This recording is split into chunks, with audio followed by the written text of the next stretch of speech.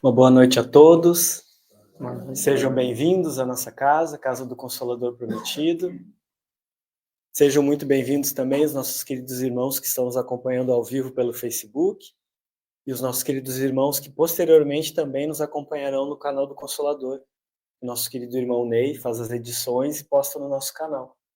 E está disponível, já são quase 2 anos de palestras lá no nosso canal, 2 anos de estudos, e quem quiser pode acessar a qualquer momento. Então, já convidamos desde já quem ainda não é inscrito no canal do Consolador Prometido que se inscreva. Então, para iniciarmos o trabalho da noite de hoje, gostaríamos de convidar o nosso querido irmão Renato para fazer uma leitura de uma mensagem.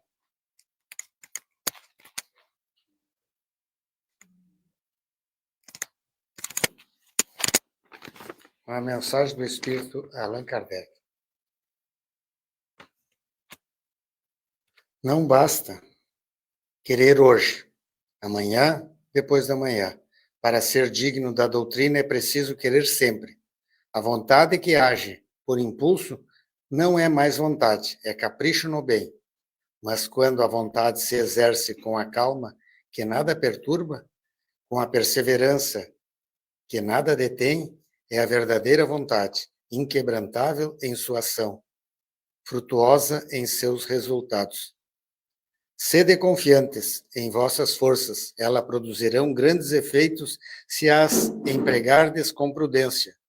Sede confiantes na força da ideia que vos une, pois ela é indestrutível. Pode-se ativar ou retardar o seu desenvolvimento, mas é impossível detê-la. Na fase nova em que entramos, a energia deve substituir a apatia. A calma deve substituir o ímpeto. Sede tolerantes uns para com os outros. Agi, sobretudo, pela caridade, pelo amor, pela afeição. Ó, se conhecesseis todo o poder dessa alavanca, foi por conhecê-lo que Arquimedes pôde dizer que com ela levantaria o mundo. Vós o levantareis, meus amigos, e esta transformação esplêndida, que será efetuada por vós em proveito de todos, marcará um dos mais maravilhosos períodos da história da humanidade. Coragem, pois, e esperança, a esperança, esse facho que os vossos infelizes irmãos não podem perceber através das trevas do orgulho, da ignorância, do materialismo, não o afasteis ainda mais de seus olhos. Amai-os, fazei com que vos amem, que vos ouçam, que olhem. Quando tiverem visto, ficarão deslumbrados. Como então serei feliz, meus amigos, meus irmãos, ao ver que meus esforços não terão sido inúteis e que Deus terá abençoado nossa obra. Nesse dia haverá no céu uma grande alegria, uma grande comoção. A humanidade estará livre do jugo terrível das paixões que a acorrentam e pesam sobre ela com peso esmagador. Então, na terra não mais existirá o mal, nem o sofrimento, nem a dor, porque os verdadeiros males, os sofrimentos reais, as dores cruciantes vêm da alma. O resto é apenas o deslizar fugitivo de um rocio sobre as vestes. Ao clarão da liberdade e da caridade humanas, todos os homens, reconhecendo-se, dirão: somos irmãos, e só terão no coração um mesmo amor, na boca uma só palavra, nos lábios um só murmúrio: Deus. Pelo Espírito de Allan Kardec.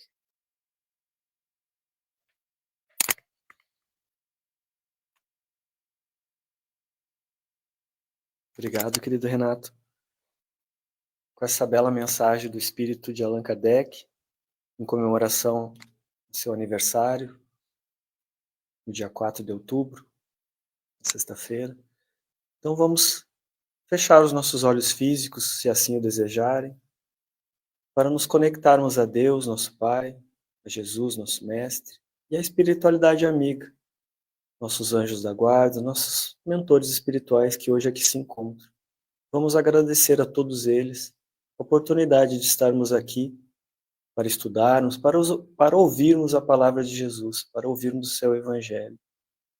Vamos pedir também ao Pai que abençoe o nosso querido irmão André, expositor essa noite, para que ele possa nos passar, nos transmitir tudo aquilo que estudou e tudo aquilo que é importante para que cada um de nós ouça essa noite.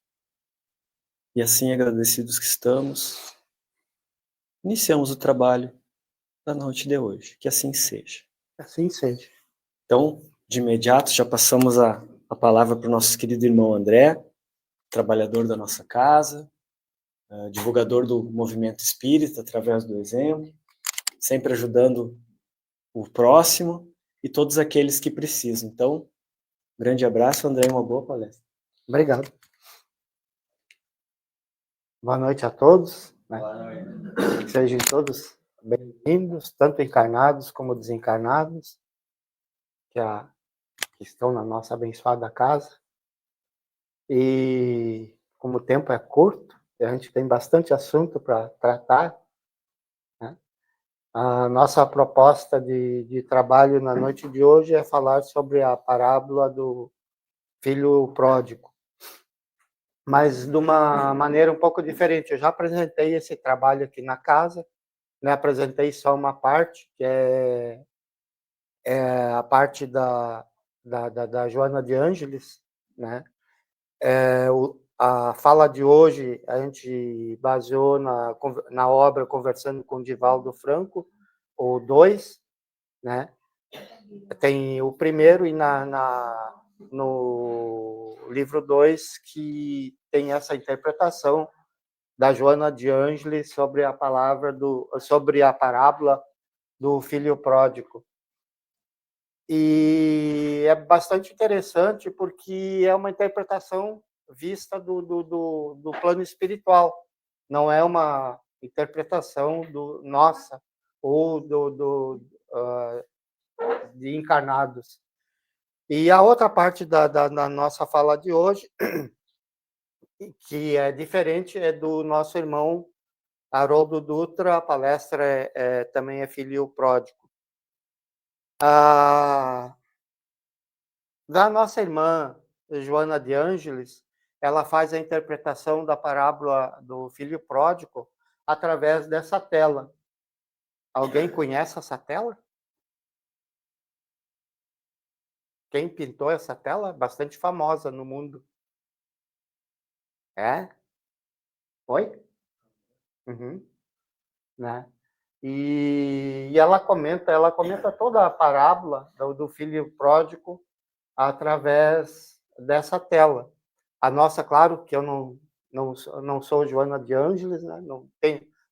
Eu quero dizer, eu não estou no nível de Joana de Ângeles, espírito, sou ainda bastante inferior, e também não sou Haroldo Dutra, é que para entender e compreender o espiritismo, ele estudou hebraico, né, o hebraico antigo, estudou aramaico, para poder falar sobre as parábolas de Jesus. Também não estou nesse nível, peço desculpas. Então, nossa fala da noite de hoje é baseado na Joana de Ângeles e no nosso querido irmão Haroldo Dutra, que a palestra foi realizada em Florianópolis, no grupo Amor e Humanidade do Apóstolo. Um pouco sobre o nosso irmão. Ele nasceu na Holanda, né? Ele é holandês. Aos 25 anos, ele se mudou para a cidade de Amsterdã, a capital, e lá ele conheceu uma senhora bastante rica. Ele casou, tiveram 4 filhos. Os 3 primeiros desencarnaram, nasceram, né, já nasceram natimortos, e o 4º filho, ele chega até a idade de 27 anos e desencarna. Um ano após, o nosso irmão também, ele desencarna. E foi ele que que a pintura que a gente apresentou antes é dele, né? Ela é bastante famosa. Quem quiser conhecer essa pintura no original, ela se encontra no museu em São Petersburgo, na Rússia, né? Depois que Joana de Ângeles comentou sobre essa tela com Divaldo e mostrou para Divaldo essa tela, Divaldo foi até o museu e lá ele conheceu essa pintura. E frente a frente com essa pintura, ele se emocionou muito, né? Para a gente entender um pouco para entender, principalmente para mim, né? Para mim entender a parábola, e também Joana de Ângeles coloca nessa obra, né, que viviam em Jerusalém, na Judéia, naquela época em que Jesus estava encarnado, mais ou menos 1 milhão de judeus e 4 milhões espalhados pelo mundo. Tem muito mais judeus fora, que a gente sabe que em vários períodos eles foram escravos em vários países, né, e lá permaneceram. A gente também tem que ver que, principalmente na sociedade em Israel, a grande maioria dos que lá viviam eram miseráveis, né? Não tinha muitas posses, por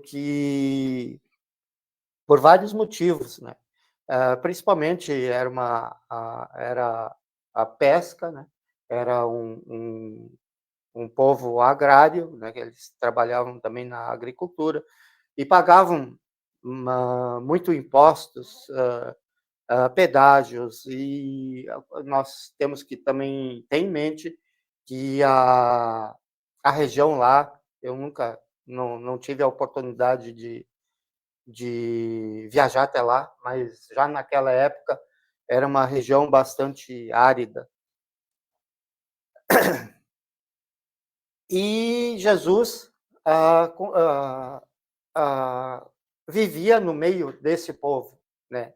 Conversava com esse povo, e comia e bebia com eles, né? E curava suas dores, tanto doenças e dores físicas e morais, né? E devido a isso, os fariseus, principalmente, né, a classe mais abastada de Israel, eles condenavam a Jesus por esse motivo, né? E Jesus, quando ele conta essa parábola, nos conta Emmanuel, né, que quando ele ensina essa parábola ao povo de Israel, ele havia sido convidado para um almoço, né? E nesse almoço que ele estava, lógico que foi um almoço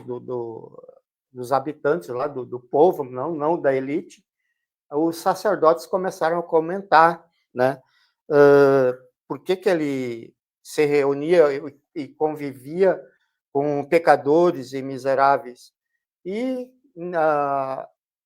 ele, então, nesse almoço, resolveu contar, na realidade, são 3 parábolas, né? Resolveu contar a parábola mais conhecida, que é do filho pródigo. Alguém aqui não conhece essa parábola? Não conhece? Nunca ouviu falar sobre a parábola? Não, tudo tranquilo. Então, eu pensei que eu podia pular a parábola, mas a gente conta ela. Não, para entender. Sem problema, né? No livro dos Espíritos, na questão 627, né, os espíritos superiores falam que, para entender as parábolas, nós temos que nos colocar naquela época, entender aquela época, entender a legislação daquela época. Jesus falava segundo a época e segundo o lugar onde ele habitava, né? Aqui temos a parábola, então, do filho pródigo, que nós vamos encontrar em Lucas, um dos evangelistas, que é o evangelista historiador, né, que nós sabemos que nós temos 4 evangelistas, Mateus, quais são os 4 ainda? Oh! Né, e Lucas, cada um tinha uma função, e tem uma função, né, os evangelistas. E Marcos tinha a função, a função dele, dentro dos evangelhos, ele é o historiador. Ele conta porque a Maria, a mãe de Jesus, pediu a Paulo que Paulo fizesse o evangelho, mas devido ao grande trabalho que Paulo tinha, pediu para que Lucas fizesse esse trabalho. E Lucas viajou por todo Israel, nos lugares onde Jesus esteve, e foi recolhendo. Por esse motivo, é em Lucas que nós vamos encontrar a maioria das parábolas. E essas 3 parábolas também, né? E só vamos encontrar em Lucas essas parábolas. Antes da parábola do filho pródigo, ele conta das 100 ovelhas, que é bem conhecida, né? Que um senhor tinha 100 ovelhas e uma se perde. Ele deixa as 99 e procura até achar a que havia se perdido. Essa parábola é antes do filho pródigo. E a outra, que é antes do filho pródigo e no mesmo dia e no mesmo local, é da senhora que perde um dracma. Dracma, o seu Jorge deu a palestra, é uma moedinha de poucos centavos, né, seu Jorge? Não me recordo agora quanto que o senhor falou, mas mas é uma moeda de muito pequeno valor. E a mulher começa a procurar e quando acha, ela acha a moeda, ela fica bastante feliz. São 2 parábolas bastante semelhantes. O conteúdo é bastante o senhor perde das 100 ovelhas, ele perde uma e procura até achar, encontrar. E a outra senhora que perde um dracma e procura até achar a moeda, e os 2 ficam muito felizes por terem encontrado tanto a ovelha como a moeda. Essa aqui é a parábola do filho pródigo. Consegue acompanhar ali? Quer que eu leia? Não? Mas eu vou ler, é bem rapidinho, é bem curta, né? Essa aqui é de Lucas. Um homem, disse Jesus, né? Tinha 2 filhos. Disse o mais moço ao seu pai: meu pai, dá-me a parte dos bens que me toca. E ele repartiu os bens entre os 2 filhos. Poucos dias depois, o filho mais moço, ajuntando tudo que era seu, partiu para um país longínquo. E lá dissipou todos os seus bens, vivendo dissolutamente. Depois de ter consumido tudo, sobreveio àquele país uma grande fome. E ele começou a passar necessidade. Foi encontrar-se com um dos cidadãos daquele país, e este o mandou para seus campos guardar os porcos. Ali desejava ele fartar-se das alfarrobas que os porcos comiam, mas ninguém lhes dava. Caindo, porém, em si, disse: quantos jornaleiros meu pai tem? Do meu pai tem pão com fartura, e eu aqui estou morrendo de fome. Levantar-me-ei, irei ao meu pai e pedir-lhe: pai, pequei contra o céu e diante de ti. Já não sou digno de ser chamado seu filho. Trate-me como se eu fosse um dos teus servos. Levantando-se, foi para seu pai. Estando ainda longe, seu pai ouviu, teve compaixão dele, correndo, abraçou e o beijou. E disse-lhe o filho: pai, pequei contra o céu e diante de ti. Já não sou digno de ser chamado teu filho. O pai, porém, disse a seus servos: trazei-me depressa a melhor roupa, vestilha, pondo-lhe o anel no dedo e sandálias nos pés. Trazei também o novilho cevado, matai-o, comamos, regozijamo-nos, porque este meu filho era morto e viveu, estava perdido e se achou. E começou a regozijar-se. Seu filho mais velho, que estava no campo, quando se aproxima de sua casa, ouviu a música e a dança. Chamando um dos criados, perguntou-lhe o que era aquilo. E ele respondeu: chegou teu irmão, e teu pai mandou matar o novilho cevado porque o recuperou com saúde. Ele dignou-se e não queria entrar. Saindo de casa, o pai procurava conciliá-lo, mas ele respondeu: faz tantos anos que te sirvo, sem jamais transgredir uma ordem tua, e nunca me deste um cabrito para eu regozijar-me com meus amigos. Mas quando veio este teu filho, que gastou dos teus bens com meretrizes, mandaste matar ele um novilho cevado. E replicou-lhe o pai: filho, tu estás comigo, e tudo que é meu é teu. Entretanto, regozijamo-nos e alegramo-nos, porque esse teu irmão era um morto e reviveu, estava perdido e se achou. Entendeu a parábola? Ele tinha então 2 filhos, um pediu a herança, o mais moço pediu a herança que lhe cabia. O pai assim o fez, vendeu a parte que cabia, 1/3 da herança, era do filho mais velho, do filho mais novo, e sempre o filho mais velho, pela lei naquela época, 2/3 cabia ao filho mais velho, e 1/3 ao filho mais novo. E assim o pai fez, cumpriu a lei, né, e vendeu a parte do filho mais novo e entregou o dinheiro para o filho mais novo. Isso não era assim, aqui ele podia, o filho pode fazer isso quando chega à maioridade, né? Ele podia pedir a herança. Esse podia, a gente tem que colocar entre aspas, porque a legislação daquela época, se um filho pedisse a herança, a legislação, eu digo, no modo assim, que era o costume, né, daquela época e naquele local. Se um filho, enquanto o pai estivesse vivo, pedisse a herança, isso era muito humilhante para o pai. Humilhava o pai perante a comunidade, né? E a comunidade condenava também o filho que fizesse isso com o pai. Ele podia ser até lapidado. Lapidado é ser apedrejado em público. E, no entanto, né, mesmo sendo humilhante para o pai, ele fez. Mesmo sofrendo a humilhação, ele fez, vendeu a parte do filho mais novo e entregou pro filho, né? E o pai não cria não cria um embaraço para vender e entregar a parte do filho mais novo. E essa outra passagem aqui que a parábola fala, né, quando ele estava quando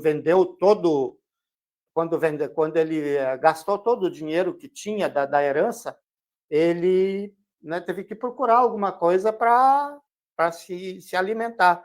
Então aqui Jesus está mostrando que ele foi procurar um serviço, e esse ex-amigo mandou ele cuidar dos porcos. Naquela época, e para aquele país e para aquele povo, cuidar de porcos era o limite, é o nível mais baixo que um ser humano podia chegar, é cuidar de porcos, porque todos nós sabemos que o judeu, principalmente, ele, né, não tem muita, não gosta, não come carne de porco, né? Muitas coisas. Então, nós vemos várias, isso Joana de Ângeles coloca, né? E cair em si, né? Vocês viram na parábola ali que em determinado momento ele cai em si. E todos nós, eu acho que em algum momento nós caímos em si.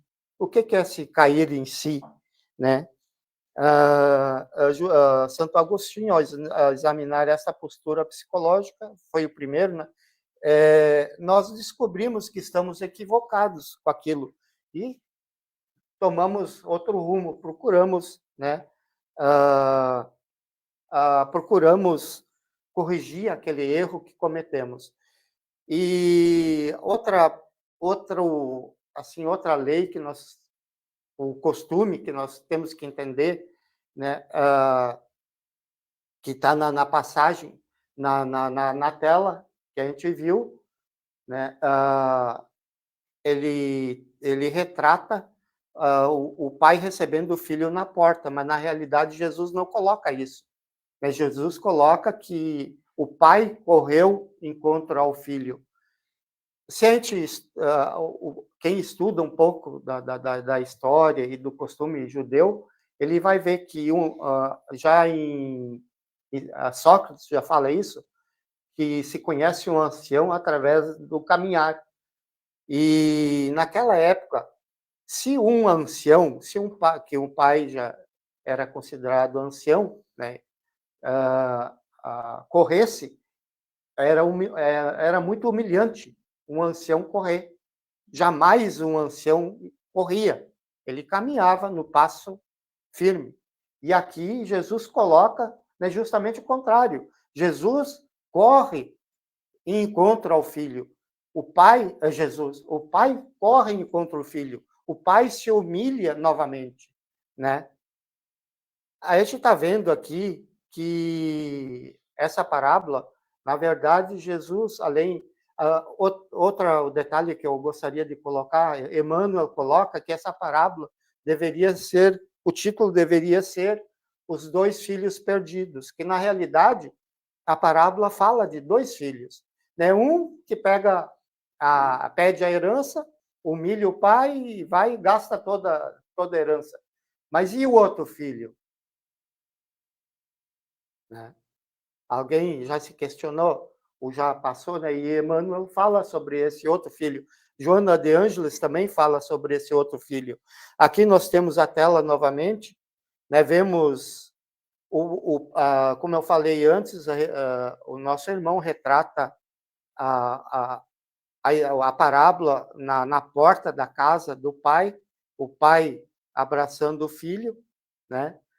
E o filho que havia pedido a herança, e aqui do lado direito nós vemos o outro filho com manto vermelho, escorado no cajado. E atrás nós vemos várias figuras que Santo Agostinho sempre... peço desculpas, Paulo falava que em suas pregações, Paulo dizia que sempre nós estamos rodeados de uma nuvem de testemunhas, né? E naquela época ainda não existia, lógico que o espiritismo não havia sido codificado, e Rembrandt ele retrata essa nuvem de testemunhas que nos acompanham no nosso dia a dia, que nos acompanham aqui no Centro Espírita, né? Ou vem por livre e espontânea vontade, ou às vezes por livre e espontânea pressão, a gente traz eles, né? E eles vêm até aqui. Em qualquer lugar que a gente tiver, sempre tem alguém nos observando. A gente até pode achar que a gente está sozinho, né? Ninguém nos está vendo, ninguém está vendo nossas atitudes, nossos pensamentos, às vezes nossas raivas, mas é ilusão, sempre tem alguém que nos está observando, e o nosso irmão retrata isso muito bem. Mas a gente vai falar depois sobre isso, né? O nosso irmão retrata muito bem. Aqui tentei fazer uma aproximação do nosso irmão que voltou para casa. Acho que dá bem para ver que ele veio num estado bastante lamentável, né? A roupa em frangalhos, né? E principalmente o que dá para perceber bastante ali, e para o judeu, né? Era uma situação assim bastante humilhante é estar descalço, né? Então, como a gente viu na parábola, o que o pai falou quando o filho chegou, né? Tragam ao meu filho a roupa, né? A roupa da família, no caso ali, que a gente vê que eles usam a vermelho, isso fica bastante claro, e vermelho só usava quem tinha algum tipo de poder, porque o vermelho, naquela época, era uma roupa bastante cara. Então, geralmente, não era toda uma roupa de vermelho, era um manto, que era usado para demonstrar o poder que tinha. E ele pede que tragam as sandálias, né? Porque quem anda sem sandálias, anda descalço, são somente os servos. Filhos e pai, né? Eles andam com sandálias, andam calçados. E o pai se preocupa, diz, não, tragam sandálias para o meu filho, né? Outra coisa que eu já falei, né, sobre a vestimenta, tragam-lhe vestes e tragam-lhe o anel. O que é o anel? A família, cada família usava um anel para dizer que pertencia àquela família, àquele convívio. E o pai se preocupou com isso, né? O filho retornou ao convívio da família. Eu queria também, gostaria deixar bastante claro, né, que essa história, essa parábola, não se trata de uma família, ou pelo menos Jesus, a intenção de Jesus e o que Emmanuel nos passa e a veneranda Joana de Ângeles nos passa, não é uma história. Jesus se utiliza da família para contar essa parábola, mas na realidade ele está retratando Deus, né? O pai está construindo a figura de Deus nessa parábola, mostrando para aquele povo sofrido, daquele povo miserável, a bondade do pai, né? A bondade de Deus. É isso que ele está fazendo. E está, ao mesmo tempo, está contando, eu não sei dos senhores, mas ele está contando a minha história, né? Que um dia eu resolvi, não sei porquê, né? Quer dizer, eu sei, né? Resolvi pedir ao pai, nem pedi, foi por conta, e saí de casa, né? Diz, olha, e fui fazer, né, mil e outras coisas, e que nem o filho pródigo, gastei todo o meu fluido vital, né, em outras situações, né? E fui viver a vida. Acredito que todos nós, algum dia, abandonamos a casa do Pai, abandonamos o Pai.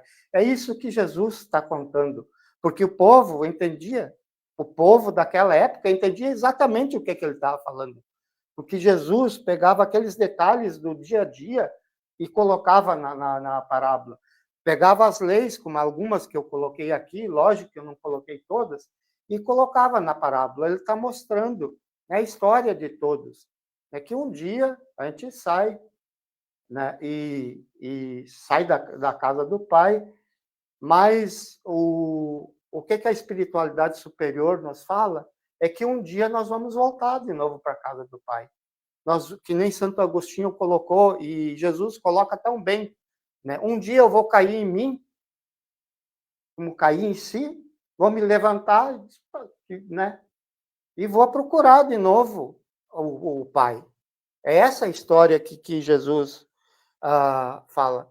Agora, falando um pouco de Joana de Ângeles, que comenta essa pintura do nosso irmão,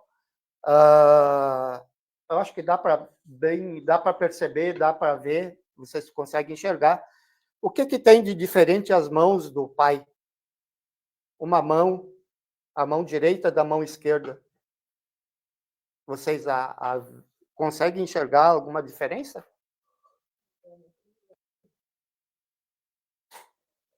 Pode ser? Justamente isso, uma mão, a mão direita, mão de mulher. Ele então antecipa em 300 anos, mais ou menos, o que Jung fala dos arquétipos masculino e feminino, né? No canto direito, embaixo, olhando o rosto do pai, os olhos do pai, um olho do lado direito, como é que é o olho? O detalhe do olho, né? É um olho feminino, e do lado esquerdo, o olho masculino. Aqui coloquei os detalhes das testemunhas, né, que nos rodeiam, que o nosso irmão coloca tão bem na tela, mesmo não havendo o espiritismo. Aqui não ficou muito claro, não dá para ver. Tem uma testemunha, o do cajado é o irmão do filho pródigo, que está na foto, no detalhe embaixo também. E as outras 3, eu consigo enxergar 3 aqui. Não sei se vocês conseguem enxergar 3, né? Mas tem mais testemunhas, né? Uma olha indiferente para o irmão, para o filho que chegou, a que está mais acima da testemunha do chapéu, a Joana de Ângeles fala que é a mãe do filho pródigo, que intuiu ele, né, que sempre nós temos um mentor, mesmo nos nossos erros, né, o pai é tão bom, né, que sempre nos coloca próximo a nós alguém para nos orientar, né? E segundo Joana de Ângeles, essa é a mãe do nosso irmão que pediu a herança e foi viver uma vida dissoluta, né? A gente sempre se questiona sempre vê o irmão que ficou em casa como sendo o irmão bonzinho, né? E o que saiu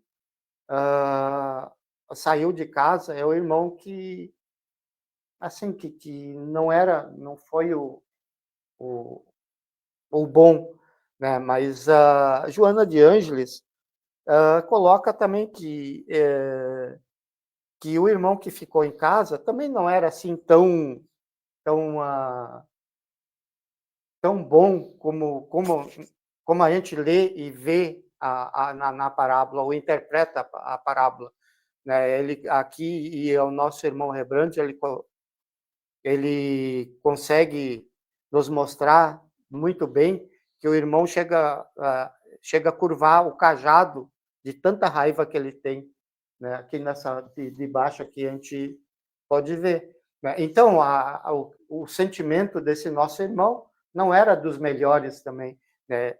Coloca porque nesse sentimento, e tanto é que a gente pode ver na parábola, quando o pai, quando ele chega e o pai vai conversar com ele não chama de pai, ele não fala pai, em nenhum momento ele fala pai. E o pai saiu, né, e foi conversar com esse irmão. Foi falar com esse irmão, diz, não, chega, esse irmão estava perdido e agora ele retornou. E outro detalhe que eu havia esquecido, né, esse irmão que estava perdido e voltou, ele estava com 3 grandes problemas quando ele resolveu voltar. O primeiro problema que ele tinha é se o pai iria aceitar ele, né? Mas isso ele foi de encontro ao pai, nem planejou o que ele faria com esses problemas que ele tinha pela frente. O primeiro problema seria o pai aceitar ele. O segundo problema seria a comunidade aceitar ele, porque ele havia cometido um crime, pedindo a herança antecipada. Ele humilhou o pai. E o pai se humilhou e entregou a herança. Mas a comunidade onde eles viviam, isso a comunidade havia, isso era lei, que era condenado, o filho era condenado. E ele, de alguma forma, tinha que chegar e a comunidade aceitar ele. Como é que ele faria isso? E o outro grande problema era o irmão aceitar ele. porque ele já havia pedido a herança, já havia gasto a parte dele, como é que o irmão iria aceitar ele? Mas Jesus coloca... Isso, naquela época, o povo entendia isso e sabia, né, que o irmão, que esse filho que pediu a herança, ele era, vou colocar entre aspas, um criminoso, que humilhou o pai, pegou o dinheiro e foi embora. E como é que agora a comunidade iria aceitar alguém que havia cometido esse crime?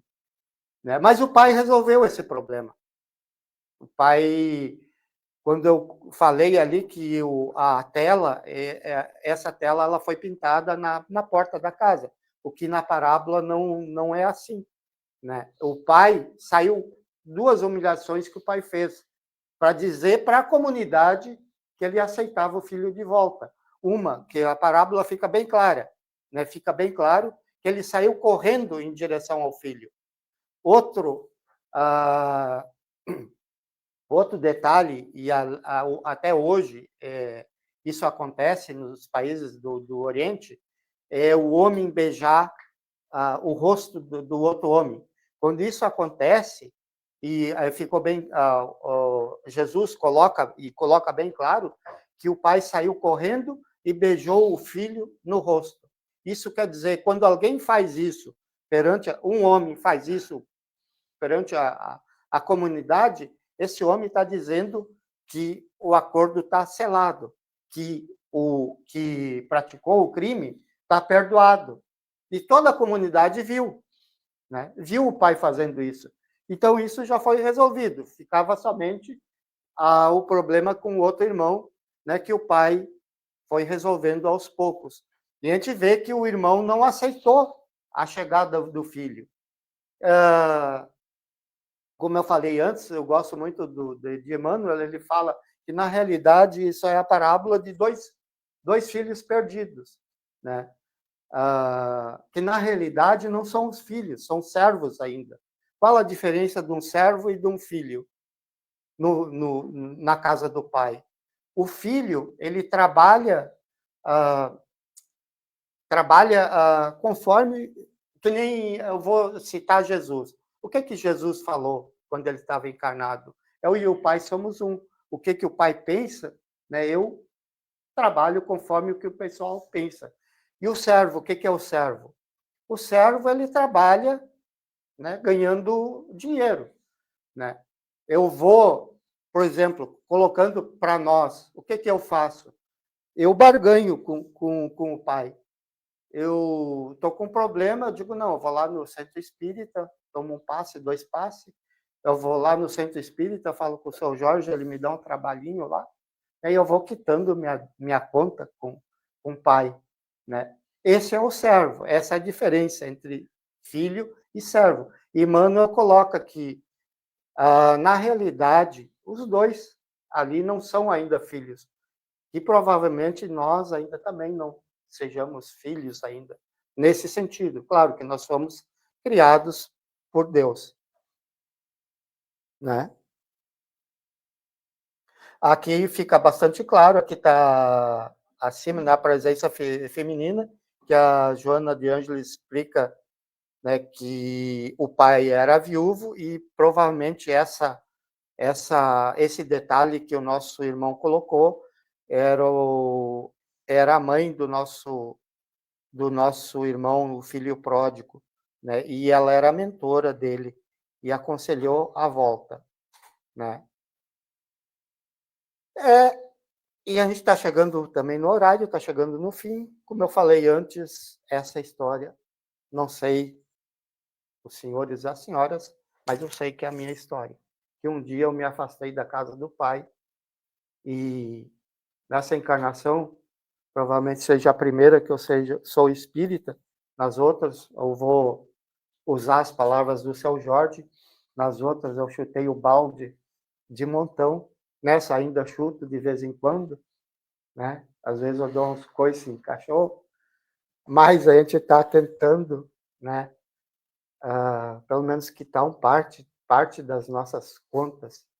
E, quem sabe, um dia o pai chegue até mim ou eu chego até o Pai e não faço o Pai passar vergonha, ou vá até o Pai. O Pai não precisa sair correndo e me beijar e dizer que eu estou perdoado.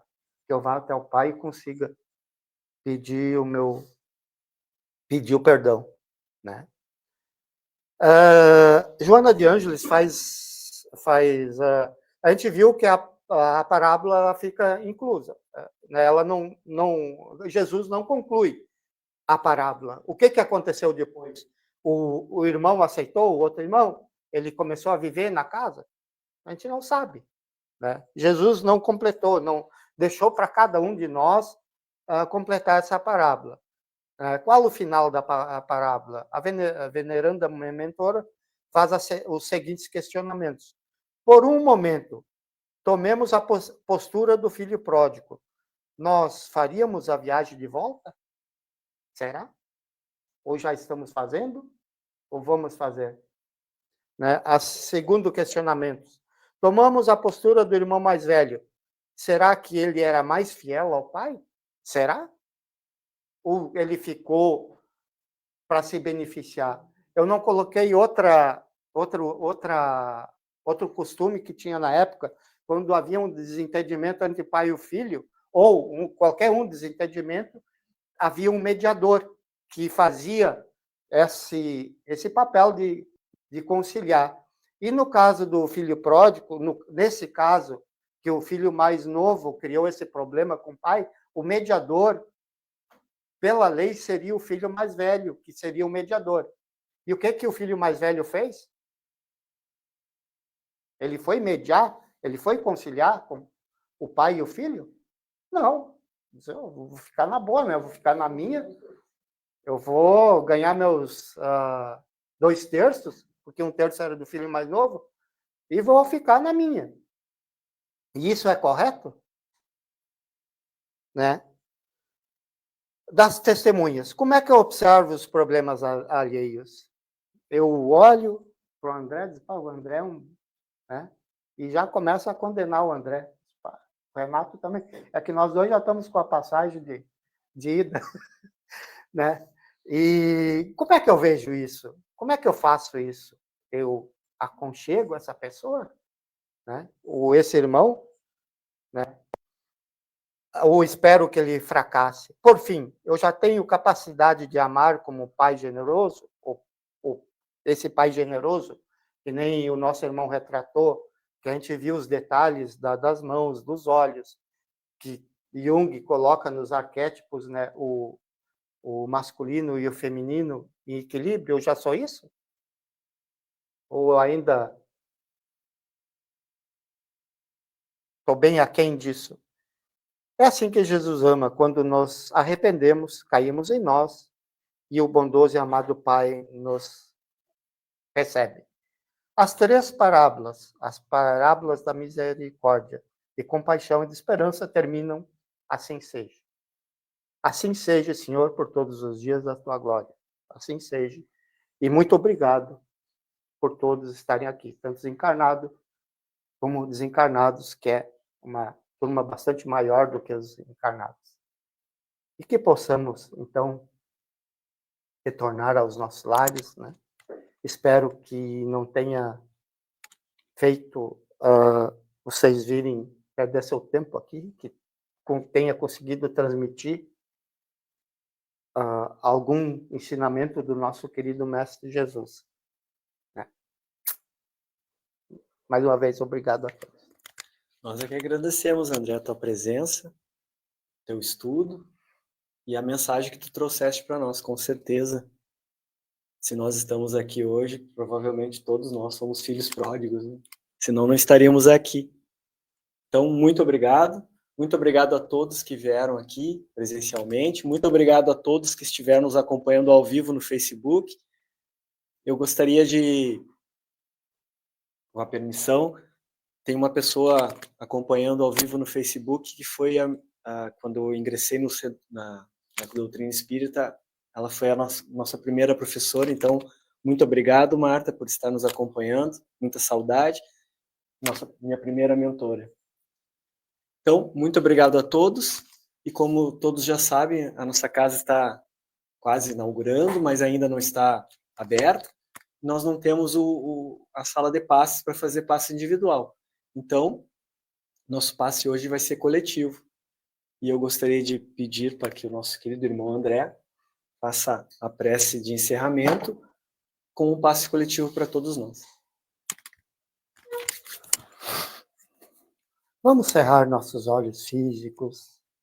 Assim, Pai amado, que possamos sentir a presença dos queridos mentores dessa abençoada casa, dos nossos mentores que nos acompanham, que nos orientam, que nos iluminam a nossa jornada, o nosso caminho, nas noites de escuridão, que nos levantam nos dias em que caímos.